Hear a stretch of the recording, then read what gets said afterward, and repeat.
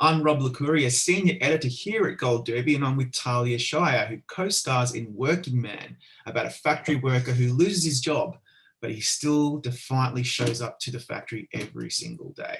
Talia, you play Iola, the wife of central protagonist Allery. There's more to her than just a devoted wife. We soon discover she's dealing with her own grief and loss. Did that attract you to this role? I'll tell you what attracted me. Clark Peterson gave me the script to read. And what attracted me was the absolute audacity of the writing, this layering of extraordinary things. Yes, the factory had closed, and it was a premature closing. And there was a great, I have to tell you something, the first 30 pages, as you can see when you see the movie, but when you read it, it's fascinating because our main character, played by Peter Gerety, doesn't speak, right? So you can imagine that his wife, his helpmate, is kind of going nuts because she has a husband who refuses to acknowledge that his place of business has closed down. He still gets up, he makes his lunch, he goes to work, right? So there's something very odd that takes place. And we discover a whole other part of it, which, as you sort of mentioned, is the loss that these two people have had of a child. So it attracted me was the beauty and I have to say the audacity of the piece and the importance of it, given that so many people today, and I know you know this, especially because we have a pandemic, people are losing their jobs. They can't get up in the morning. That sense of purpose and humanity, right, is all up for grabs right now as we try to define this particular moment. But as a character, the wife is struggling to comprehend her husband's strange behavior.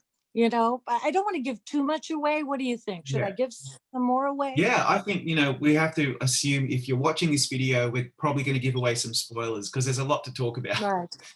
Well, there is. Yes, this couple had a child late in life and they lost that son.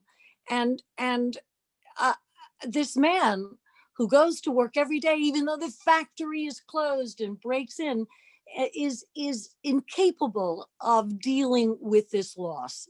I suppose that's what we'll say, right? He's in purgatory. Yeah. He's just in this purgatorial walk every day to the factory that is closed down, right? Trying very much to avoid his wife and the discussion and their loss. Yeah. I really like the way that you put that, the purgatory thing. And Peter said something similar. It's like he's in this endless, painful loop, right? And then suddenly he starts to open up and realize that he's going to have to, the factory is what's keeping him going. He has a purpose. What do you think about how this film really zones in on how everybody really fundamentally needs a purpose in life? It's really important, isn't it? I'm going to say this, and forgive me for, I'm going to quote Freud. Freud said, every human being, a person needs a job and love. Those two things, right? A job, going to work, and love.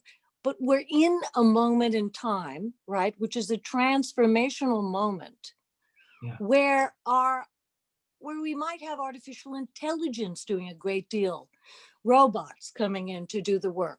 So we're in this oddball time where we're going to have to deal with new concepts of education, a new idea of the workforce. But yes, we need a purpose. Everybody needs a purpose, a reason to get up in the morning. I am here. I need to do the following things. You can't not take work away from a human being. People need to work. Yeah, it's really, and that's why what I found so fascinating is when you made Working Man with Robert Jury, his first film, by the way, it's incredible. That was well before the pandemic hit, even though America was still struggling with unemployment, disenfranchisement, but the pandemic really hit home how desperate people, particularly in the Rust Belt where this film is set, are feeling. What do you think the film's trying to say or attempting to say about disenfranchisement across the country? Well, I felt when I read the script that this factory should not have been closed down, by the way, that it was a premature death of a factory and the death of a child. They all went together, right? I think, honestly, I think to fix most things today, forgive me for saying this, is education, new concepts of education, preparing people for new kinds of jobs, right? Clearly, we're at that moment in time where we need to rethink how we define our lives and the meaning of our lives. But I just want to say one odd thing. You know, um, I live in California. I live in Los Angeles. I live where the great factories of dreams, right, where they made movies. And at one time, and I came in sort of at the tail end when it was terribly exciting, and those factories were all working, but they closed down too.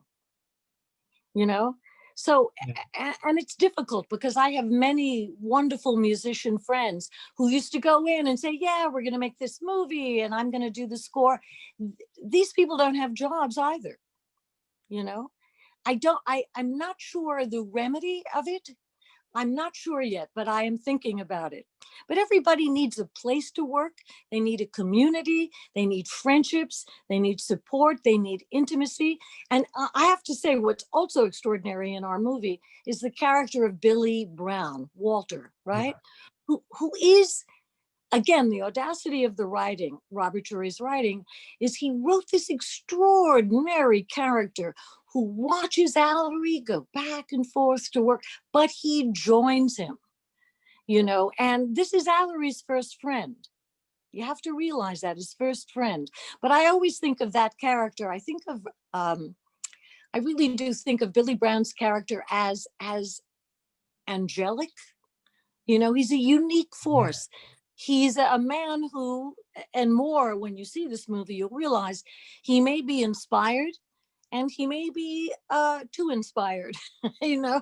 but we will come to understand it. But I think it's an extraordinary piece.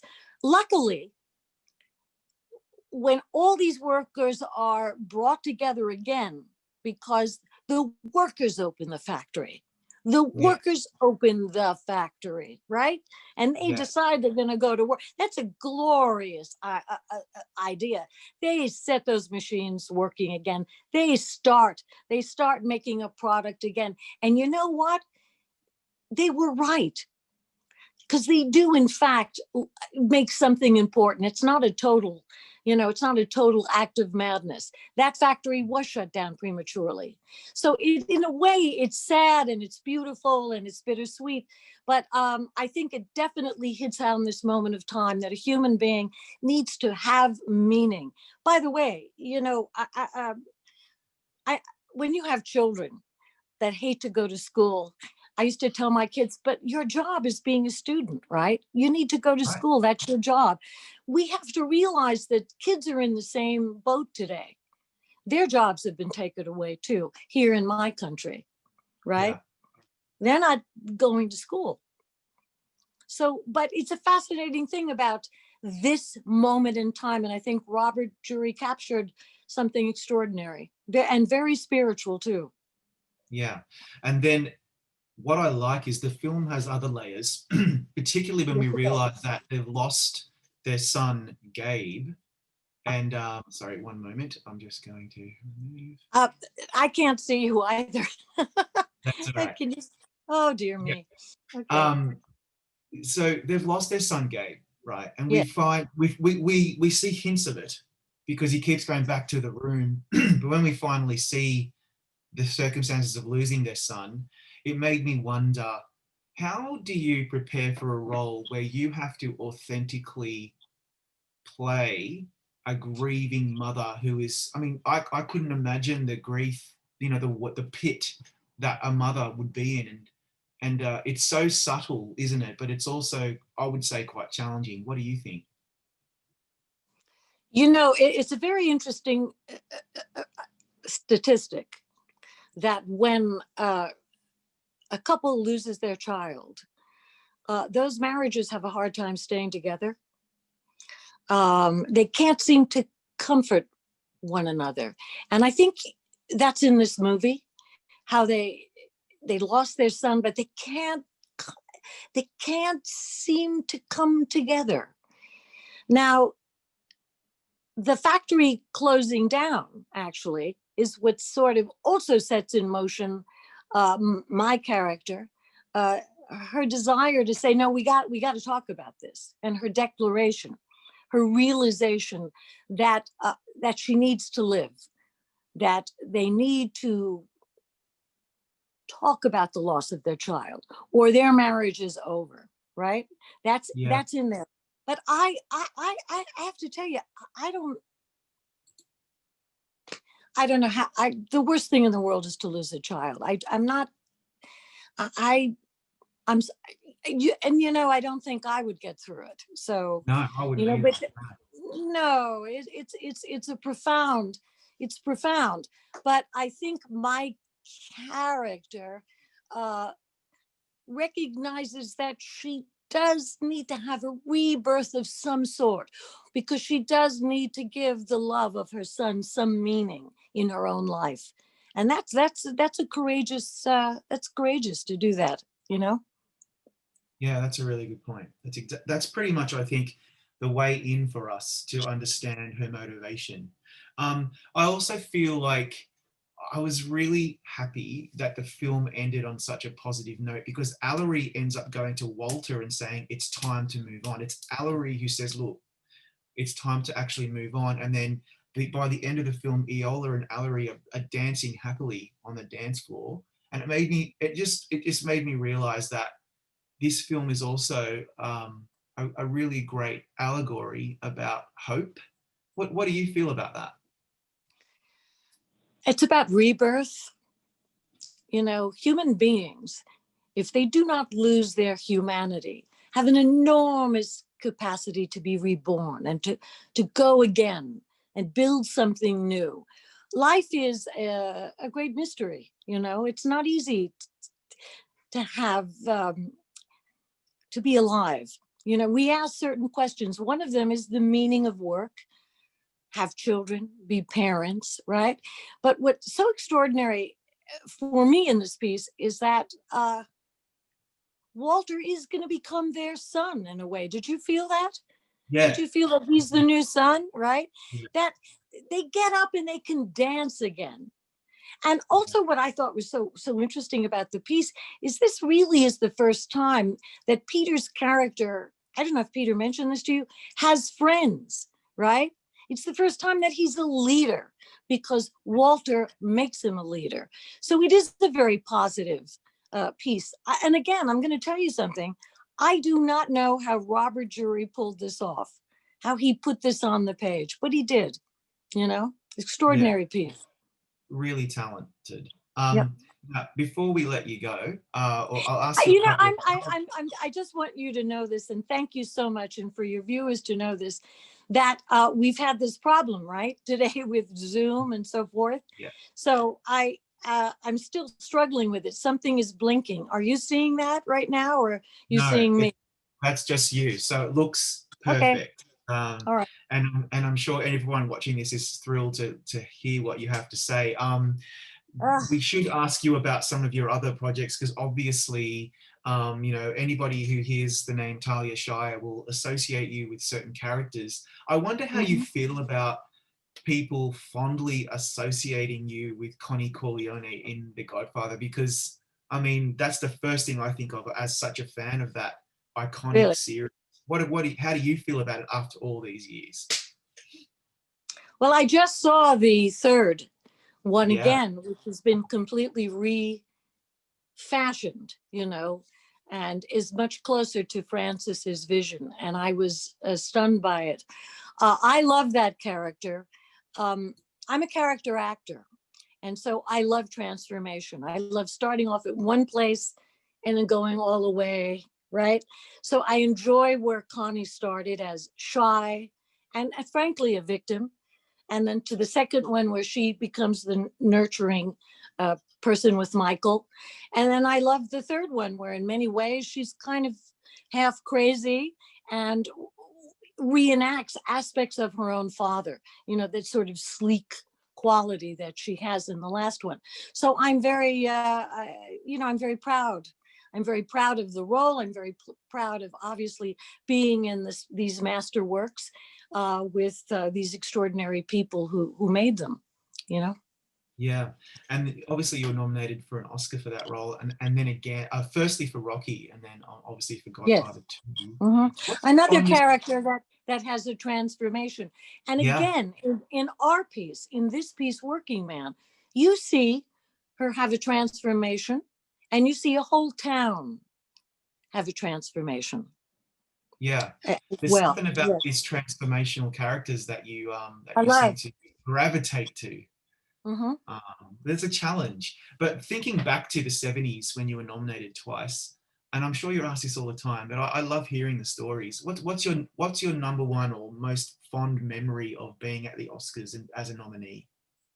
Well, you get, look, I'm also, I, if you were to say what character am I the most like, I'm going to try to get this light out of my face right now. That's what I'm doing, everyone. Yeah, right. I am that that character of Adrian, that first shy woman, right, who needs someone to love her. That's me. That's the closest you're going to get to truly what I am. So when you talk about the lovely Oscar nomination, I was scared to death. Scared to death. I mean, but I'm going to tell you just one little story, one little one before we go. I was an infertility patient with David Shire, right? And so, many years into our marriage, we were trying to have a child. And this is how the Oscars work. They call you up early in the morning. So I get this phone call and it says, you've been nominated. And I went, oh my God. But I was on my way to my doctor because I didn't feel so well. And guess what? I found out I was pregnant that day. So that day I found out I was nominated and pregnant. Seems to be my life. Wow, that's a great story. Yeah. Well, you know what, Talia, I could just talk to you all day, but we'll have to let you go. We'll really appreciate your time. Congratulations on a really great performance in Working Man, and good luck for your next project. Thank you very, very much.